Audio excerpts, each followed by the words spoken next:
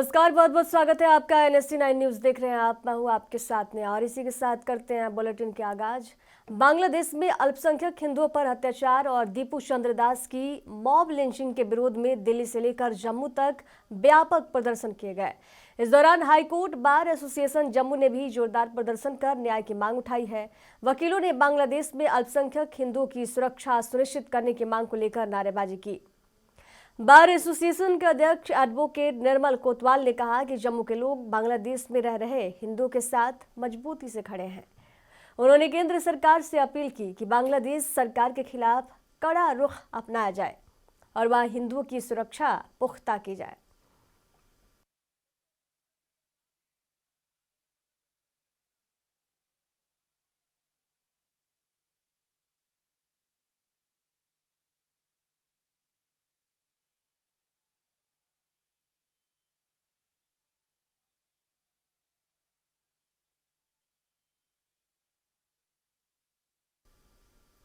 पाकिस्तान के सीनियर नेताओं में शुमार MNA मौलाना फजलुर रहमान ने अफगान मुद्दे पर अपनी सरकार और सेना को आड़े हाथों लिया है।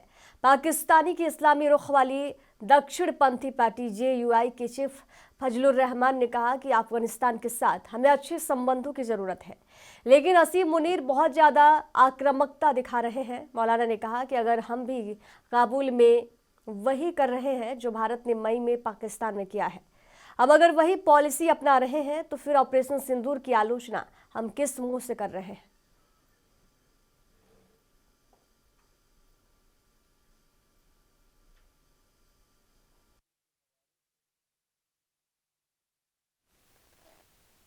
अगर आप कहते हैं मेरे सवालात कि हमने अपने दुश्मन के मराकज़ पर स्ट्राइक किया है और आप इसको एक जायज बयानिया कहते हैं, तो हिंदुस्तान आपसे कहता है कि मैंने बहावलपुर में हमला किया है, मैंने मुरीद के में हमला किया है, मैंने कश्मीर में हमारे खिलाफ कार्रवाइयां करने वालों के मराकज़ पे हमले किए हैं।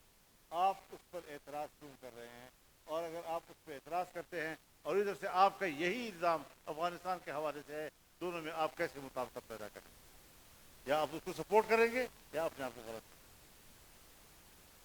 अगर आप कहते हैं मेरे सवालात कि हमने अपने दुश्मन के मराकज़ पर स्ट्राइक किया है और आप इसको एक जायज बयानिया कहते हैं, तो हिंदुस्तान आपसे कहता है कि मैंने बहावलपुर में हमला किया है, मैंने मुरीद के में हमला किया है, मैंने कश्मीर में हमारे खिलाफ कार्रवाइयां करने वालों के मराकज़ पे हमले किए हैं।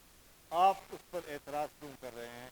और अगर आप उस पर एतराज करते हैं और इधर से आपका यही इल्ज़ाम अफगानिस्तान के हवाले से है, दोनों में आप कैसे मुताबिकत पैदा करेंगे? या आप हाल ही में एक सार्वजनिक कार्यक्रम के दौरान मुख्यमंत्री नीतीश कुमार का एक वीडियो सामने आया है जिसमें वे हिजाब पहनी एक मुस्लिम महिला के नकाब को हटाते दिखाई दिए। ये दृश्य सामने आने के बाद सोशल मीडिया से लेकर राजनीतिक गलियारों तक तीखी प्रतिक्रियाएं देखने को मिली। विवाद तब और गहराया जब कुछ राजनीतिक और सामाजिक हस्तियों ने इस व्यवहार का खुलकर समर्थन किया। अब इस मामले को आगे बढ़ाते हुए जमीयत उलेमा ए हिंद के अध्यक्ष मौलाना मदनी ने मुख्यमंत्री नीतीश कुमार से इस पूरे प्रकरण पर बिना शर्त सार्वजनिक माफी की मांग की है। उन्होंने कहा कि लोकतंत्र में जवाबदेही और संवेदनशीलता सत्ता की सबसे बड़ी जिम्मेदारी होती है और इसे नजरअंदाज नहीं किया जा सकता है।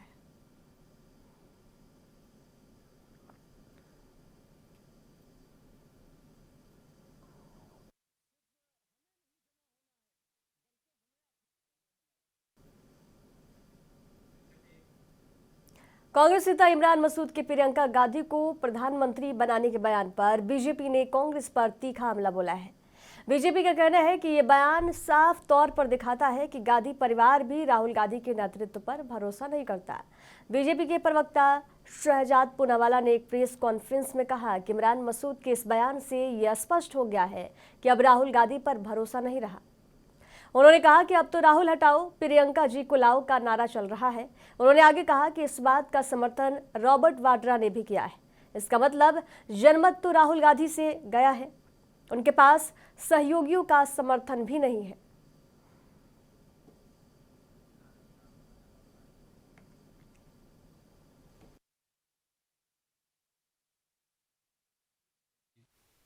राहुल गांधी की इस भारत बदनामी यात्रा के खिलाफ थी। और उन्होंने कहा कि राहुल गांधी जो है वो अपने काम को सीरियसली नहीं लेते। और ये बात खत्म हुई ही थी तो कांग्रेस पार्टी के एक और सांसद इमरान मसूद आ गए और इमरान मसूद ने तो साफ साफ कह दिया कि अब उनको राहुल गांधी पर कोई भरोसा नहीं बचा है, अब राहुल हटाओ, प्रियंका जी को लाओ, प्रियंका जी को प्रधानमंत्री बनाने में अब उनको काम करना। और इस बात का एंडोर्समेंट स्वयं रॉबर्ट वाड्रा जी की तरफ से भी आ गया कि हाँ बिल्कुल सही है। इसका मतलब जनमत तो राहुल से गया ही। लेफ्ट से लेकर ओमर अब्दुल्ला जिन्होंने राहुल गांधी की बातों को खारिज किया, सुप्रिया सुळे, समाजवादी पार्टी, तृणमूल कांग्रेस जो राहुल गांधी की सारी बातों को खारिज करती है, तो संगत तो गया ही। पर अब तो जनपद में भी प्रॉब्लम है। राहुल गांधी को ना अब जनमत हासिल है, ना संगत हासिल है, ना समर्थन जनपद हासिल। और ये साफ नजर आ रहा। अभी कुछ दिन पहले एक और स्टोरी आई थी कि ओडिशा के कांग्रेस के नेता मोहम्मद मोकिम ने भी कहा कि भाई राहुल जी को हटाओ, खड़गे जी को हटाओ, प्रियंका जी को लाओ। तो तुरंत मोहम्मद मोकिम के निकाल करने के लिए, उनको बाहर करने के लिए कांग्रेस पार्टी के राहुल गांधी फैक्शन की ओर से एक फतवा जारी किया। अब मुझे लगता है कि इससे ज्यादा स्पष्टता की आवश्यकता नहीं है, इससे ज्यादा क्लियर नहीं हो सकता कि राहुल गांधी के अंदर किसी को विश्वास नहीं है, किसी को कॉन्फिडेंस है। ये राहुल गांधी के लिए अब केवल जनता की ओर से नो कॉन्फिडेंस नहीं आ रहा, अब तो उनके खुद के अलाय पार्टनर और परिवार के सदस्य और पार्टी के सदस्य भी एक के बाद एक राहुल गांधी के खिलाफ नो कॉन्फिडेंस मोशन पारित कर। और इसीलिए जब राहुल गांधी जनता से हारे, संगत से हारे और अब जनपद से भी शायद उनको समर्थन प्राप्त नहीं है, तो वो फिर से एक बार अपना गुस्सा और बीजेपी के खिलाफ जो गुस्सा है वो निकालने के लिए विदेश चले गए और भारत के खिलाफ वो गुस्से को निकालने लगे। और फिर से एक बार राहुल गांधी ने मोदी विरोध में या जनता के विरोध में या जनता के मैंडेट के विरोध में भारत विरोध शुरू कर दिया। अभी हमने देखा है कि आईएनसी तो एमएमसी बन ही चुकी थी, जैसे प्रधानमंत्री जी ने बताया, माओवादी मुस्लिम लीग। पर माओवादी मुस्लिम लीग के साथ साथ अब आईएनसी का नया नाम बन चुका है, ये इंडियन नेशनल कांग्रेस नहीं है, ये इधर बीजेपी के कार्यकारी राष्ट्रीय अध्यक्ष नितिन नवीन पटना पहुंच चुके हैं। उनके साथ ही बिहार के गृह मंत्री सम्राट चौधरी भी पटना पहुंच चुके हैं। बीजेपी के नेताओं ने एयरपोर्ट पर पूरे उत्साह के साथ नितिन नवीन का जोरदार तरीके से स्वागत किया है। आपको बता दें कि भारतीय जनता पार्टी के राष्ट्रीय कार्यकारी अध्यक्ष नितिन नवीन पदभार ग्रहण करने के बाद पहली बार 2 दिवसीय दौरे पर बिहार पहुंचे हैं। इस दौरान वे पार्टी के कई कार्यक्रमों में भाग लेंगे, कार्यकर्ताओं और जनप्रतिनिधियों से संवाद करेंगे। इस दौरान भाजपा नेता तारकिशोर प्रसाद ने कहा, नितिन नवीन का बिहार आगमन सभी कार्यकर्ताओं को उत्साहित करेगा। बड़ी जिम्मेदारी नितिन नवीन और बिहार को मिली है। मुझे लगता है ये दायित्व भी एक तारीख लिखेगा।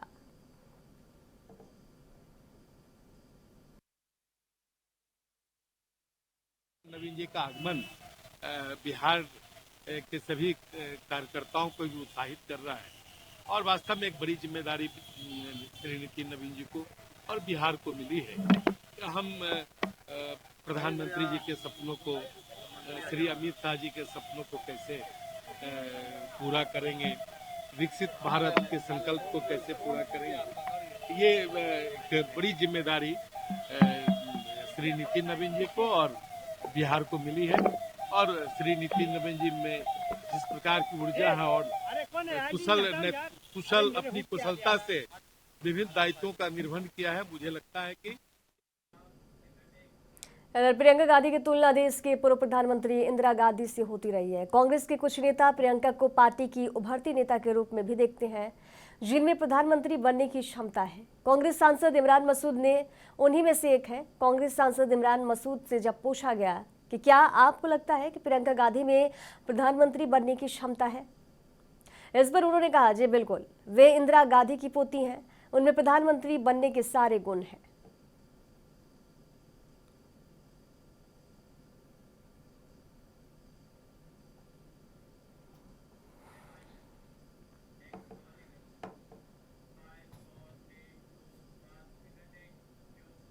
राजस्थान के बाड़मेर में कलेक्ट्रेट को बम से उड़ाने की धमकी मिलने के बाद हड़कंप मच गया। सूचना मिलने के बाद कलेक्ट्रेट परिसर को खाली करवाया गया।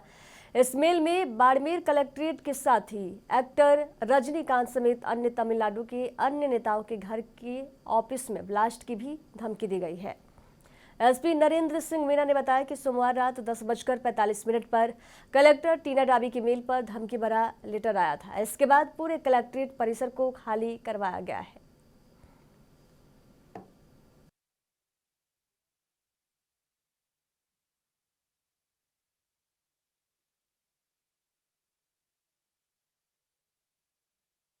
सुबह 9 बजे जो कलेक्टर बाड़मेर की ऑफिशियल मेल आईडी है उसमें एक धमकी वाला मेल रिसीव हुआ था फ्रॉम तमिलनाडु कि यहाँ पे 12 बजे के आसपास बम से उड़ाने की धमकी करके ऐसा लिखा था कि कुछ तमिलनाडु के इश्यूज हैं बट राजस्थान में हम ये करेंगे।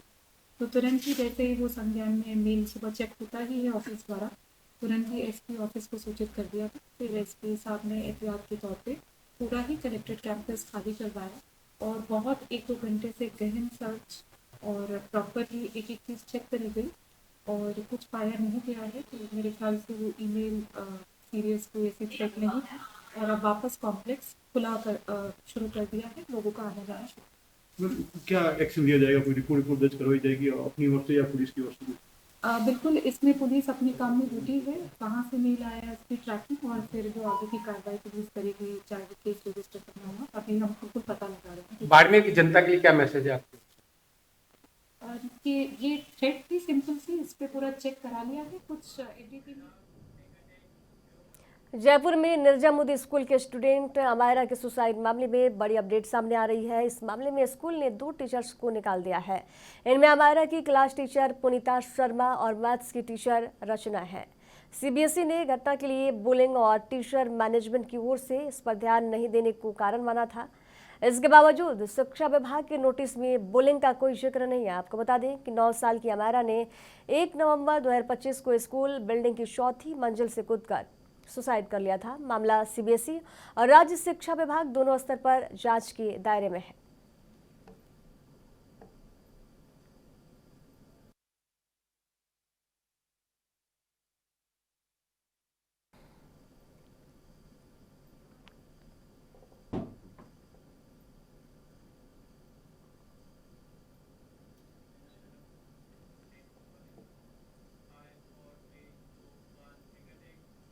जमीन अधिग्रहण को लेकर लंबे समय से नाराज चल रहे किसानों का गुस्सा अब खुलकर सामने आ गया है। यमुना एक्सप्रेसवे के 0 पॉइंट पर बड़ी संख्या में किसान एकजुट हुए और अधिकारियों को साफ कहा है कि अब वादों से काम नहीं चलेगा, अब हमें ठोस फैसला चाहिए। भारतीय किसान यूनियन के इस महापंचायत में 6 जिलों से किसान शामिल हुए। सभी किसानों ने एक सुर में मुआवजे और रोजगार से जुड़े मुद्दे उठाए। वह इस महापंचायत में राकेश टिकैत की मौजूदगी ने माहौल को और गर्मा दिया। इस दौरान राकेश टिकैत ने सरकार को समाधान के लिए 14 जनवरी तक का अल्टीमेटम दिया है और अरावली विवाद पर भी बयान देते हुए चेतावनी दी है।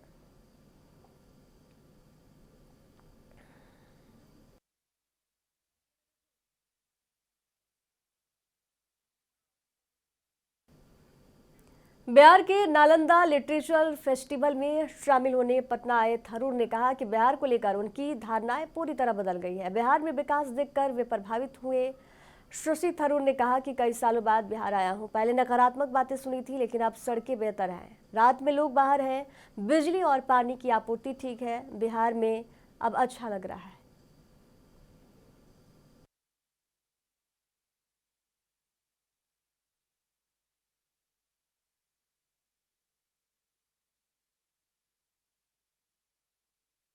सर आज बिहार में आया सर, क्या बदलाव आपको दिखा सर बिहार में? देखिए, बदलाव तो बहुत देखते हैं लेकिन मैं तो पहले इतना साल पहले नहीं आया था। मैं सुना हूँ कि हाल अच्छा नहीं था। हाँ। आजकल तो रास्ते अच्छा लग रहा है, रात के वक्त पे लोग बाहर है, इलेक्ट्रिसिटी चल रही है, पानी। Famous game call of duty को बनाने वाले मशहूर गेम डेवलपर विंस जैम्पला की एक रोड एक्सीडेंट में मौत हो गई है। ये दुखद खबर सामने आ रही है। बता दें कि वे 55 साल के थे। स्थानीय मीडिया के मुताबिक दक्षिणी कैलिफोर्निया में विंस जैम्पला की फरारी कार का भीषण एक्सीडेंट हो गया, जिसमें उनकी मौत हो गई है। एक्सीडेंट एंजलस क्रेस्ट हाईवे पर हुआ है, जहां उनकी कार स्लिप हो गई और कंट्रोल खोने के कारण बैरियर से टकरा गई। बैरियर से टकराते ही कार में आग लग गई। इस दौरान विंस जैम्पला की मौके पर ही मौत हो गई है।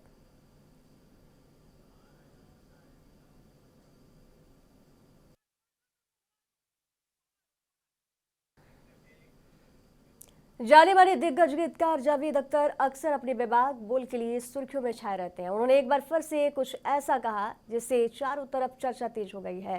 उन्होंने बिहार के मुख्यमंत्री नीतीश कुमार की उस हरकत पर अपनी प्रतिक्रिया दी जब उन्होंने एक डॉक्टर महिला का हिजाब भरी सभा में खींच दिया था। जावेद अख्तर ने नीतीश कुमार पर हमला बोलते हुए कहा कि भले ही कोई इंसान किसी धर्म में आस्था ना रखता हो या खुद को नास्तिक मानता हो, लेकिन उससे किसी दूसरे को बेइज्जत करने का अधिकार नहीं मिल जाता। उन्होंने आगे कहा, हो सकता है कि मैं नास्तिक हूँ, मैं धर्म में यकीन नहीं करता, पर क्या इसका मतलब ये तो नहीं है कि मुझे जाकर लोगों को मंदिरों, मस्जिदों और चर्चों से बाहर निकालना चाहिए। उन्होंने आगे कहा कि नीतीश कुमार किसी हिंदू महिला का घूंघट उठाने की हिम्मत नहीं करते। अगर उनमें थोड़ी भी इंसानियत है तो उन्हें माफ़ी मांग लेनी चाहिए।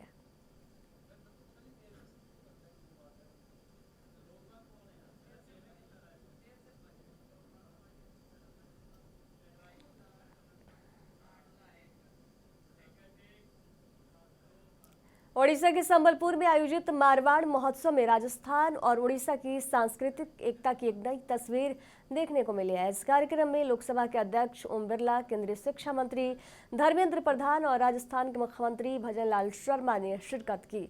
इस दौरान सीएम ने कार्यक्रम में लोगों को संबोधित किया। उन्होंने कहा कि ये समाज पूरी दुनिया में राजस्थान की मिट्टी की खुशबू को फैला रहा है। 10 दिसंबर को सरकार ने प्रवासी राजस्थानी दिवस मानकर विदेशों में कोने कोने में फैले प्रवासियों को अपनी जड़ों से जोड़ने का काम किया है। राजस्थान फाउंडेशन के अब 40 चैप्टर्स हो चुके हैं और हर जिले में प्रवासियों की मदद के लिए एडीएम स्तर के नोडल अधिकारी नियुक्त किए गए हैं। मुख्यमंत्री ने मारवाड़ी युवा मंच के इस प्रयास को सांस्कृतिक एकता का अद्वितीय संगम बताया।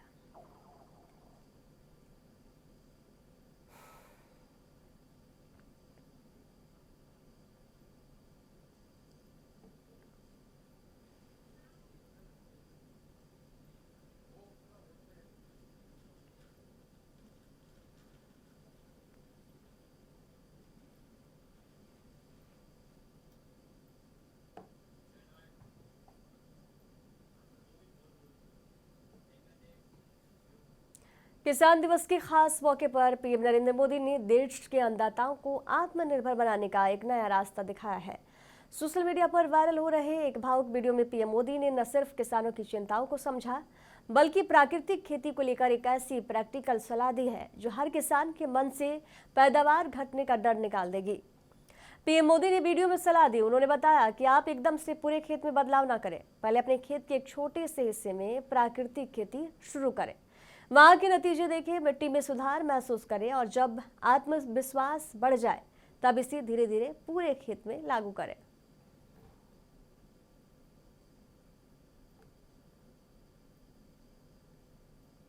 केरल में एक बार फिर बर्ड फ्लू ने दस्तक दी है। भोपाल की लैब ने अल्लापुझा और कोट्टायम जिलों से भेजे गए सैंपल्स में संक्रमण की पुष्टि कर दी है। सबसे चिंता की बात यह है कि ये प्रकोप ठीक क्रिसमस के मौके पर आया है, जब राज्य में पोल्ट्री की मांग सबसे अधिक होती है। वायरस के प्रसार को देखते हुए प्रशासन ने प्रभावित इलाकों को हॉटस्पॉट घोषित कर दिया है। साथ ही साथ प्रभावित इलाकों में 10 किलोमीटर के दायरे में अंडे, मांस और पोल्ट्री उत्पादों की बिक्री और परिवहन पूरी तरह बंद कर दी गई है।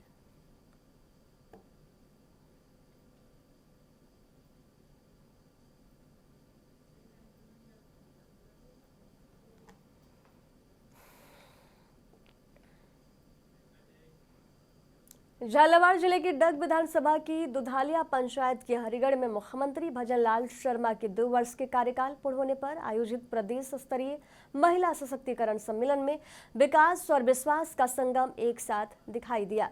मुख्यमंत्री ने मंच से कहा, महिलाओं के सशक्तिकरण से ही प्रदेश और देश आगे बढ़ेगा। पेयजल, पशुपालन, डेयरी, महिला समूहों को ऋण, गैस सब्सिडी और विकास कार्यों की घोषणाओं के साथ झालावाड़ जिले को कई बड़ी सौगातें मिली। इस मौके पर पूर्व मुख्यमंत्री वसुंधरा राजे सिंधिया ने सरकार के प्रयासों की सराहना करते हुए कहा कि राजस्थान तेजी से विकसित राज्य बनने की दिशा में आगे बढ़ रहा है।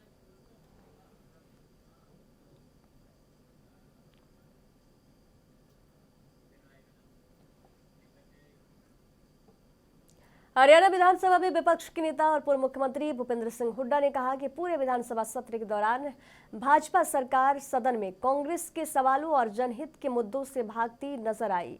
उन्होंने जनहित के मुद्दों पर भाजपा सरकार के रुख पर सख्त आपत्ति जताते हुए कहा कि पूरे सत्र के दौरान सरकार की चर्चा और सवालों से भागने का मतलब साफ है कि उसके बाद विपक्ष के किसी सवाल का जवाब नहीं है। उन्होंने कहा कि विपक्ष को मुखदर्शक बनाने की बार-बार कोशिश की गई, जिसके कारण कांग्रेस को बार वॉकआउट करना पड़ा। विधानसभा की मीडिया गैलरी में बातचीत करते हुए विपक्ष के नेता भूपेंद्र सिंह हुड्डा ने कहा, यह पहली बार हुआ है कि कांग्रेस का एक भी स्थगन प्रस्ताव, काम रोको प्रस्ताव या अल्पकालिक चर्चा का प्रस्ताव मंजूर नहीं किया गया।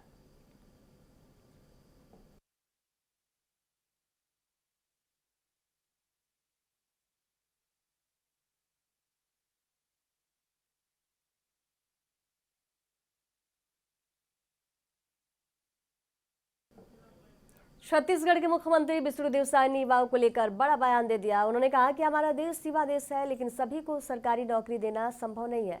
सरकार का फोकस युवाओं को स्किल डेवलपमेंट के जरिए रोजगार से जोड़ने पर है। मुख्यमंत्री ने बताया कि छत्तीसगढ़ में आने वाले समय में यूरिया खाद का निर्माण होगा। उन्होंने कहा कि सरकार के 2 साल के कार्यकाल में उद्योगों के माध्यम से 45,000 से अधिक युवाओं को रोजगार मिला है।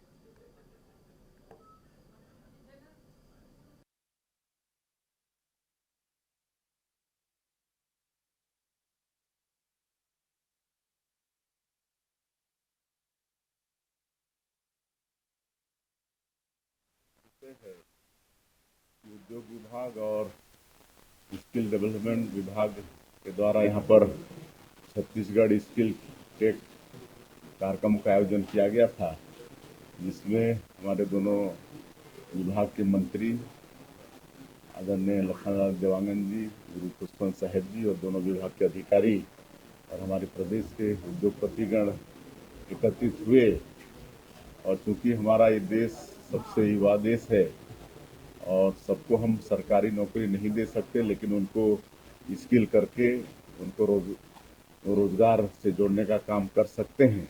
और इसके लिए हमारे देश के यशस्वी प्रधानमंत्री जी ने पीएम सेतु योजना लागू किया है। अभी अक्टूबर 2025 में इसका लॉन्चिंग हुआ है, 60,000 करोड़ का है और इसमें भारत सरकार, प्रदेश सरकार और हमारे उद्यमी सब मिलकर हमारे प्रदेश के युवाओं को स्किल करेंगे।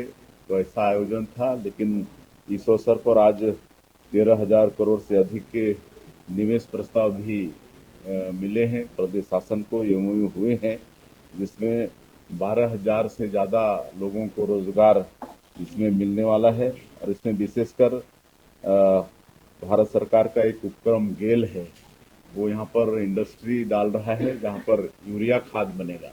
10,500 करोड़ का है। अब हमारे छत्तीसगढ़ में भी आने वाले समय में यूरिया खाद का निर्माण होगा। उसी तरह से स्विफ्ट टेक्सटाइल और बिरला ग्रुप के साथ भी एमओयू हुआ है। और जैसे हमारे जसपुर क्षेत्र में कोसा तसर की खेती बहुत है, तो वहाँ पर अभी शुरू में वहाँ के लोगों को ट्रेनिंग एक कंपनी देगी और आगे चल के वहाँ पर इंडस्ट्री भी डालने का काम एक कंपनी करेगी। तो इस तरह से कई महत्वपूर्ण एमओयू साइन हुए हैं।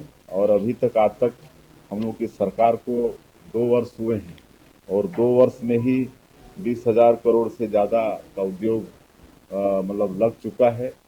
और एमओयू तो आज के साथ में 8 लाख करोड़ से ज़्यादा का हो गया है। और अभी तक उद्योग के माध्यम से हमारे प्रदेश के 43,000 से ज्यादा बेटा बेटियों को रोजगार भी हम लोग दे चुके हैं।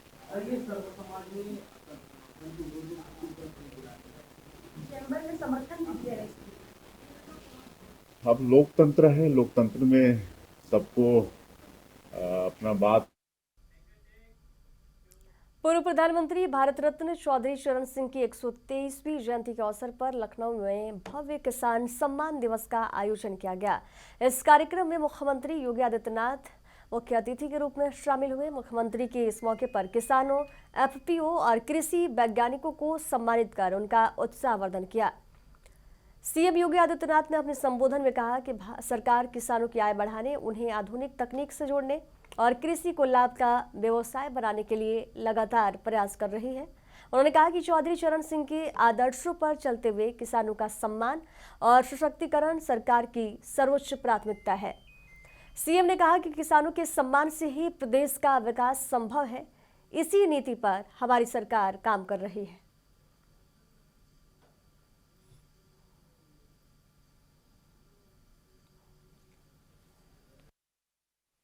हमारे अन्नदाता किसानों ने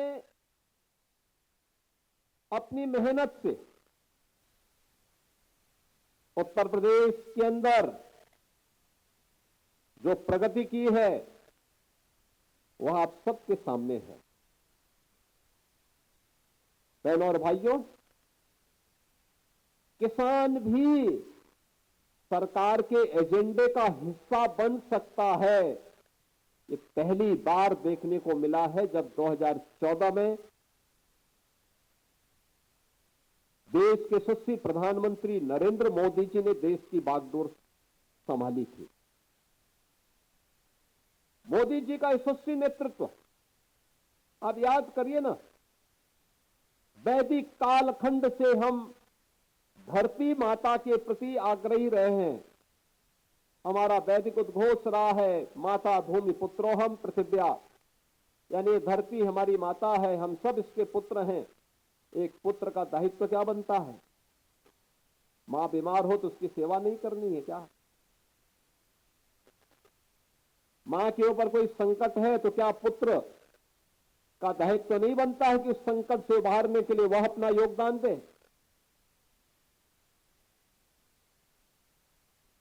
पहली बार हुआ सॉइल हेल्थ कार्ड के माध्यम से 2014 में प्रधानमंत्री मोदी। अजमेर में जिला कलेक्टर लोकबंधु को ईमेल के जरिए तीसरी बार बम से उड़ाने की धमकी मिली है। इस बार जिला कलेक्टर को भी बम से उड़ाने की धमकी दी गई है। धमकी का मेल मिलने के बाद पुलिस और सुरक्षा एजेंसी अलर्ट पर है। जानकारी के अनुसार जिला कलेक्टर लोकबंधु को मेल मिला है। मेल में कलेक्टर पर 3 जगह RDX लगाने की धमकी दी गई है। मेल करने वालों ने लिखा है, धमाके से पहले कलेक्ट्रेट को जल्द से जल्द खाली करवा दीजिए।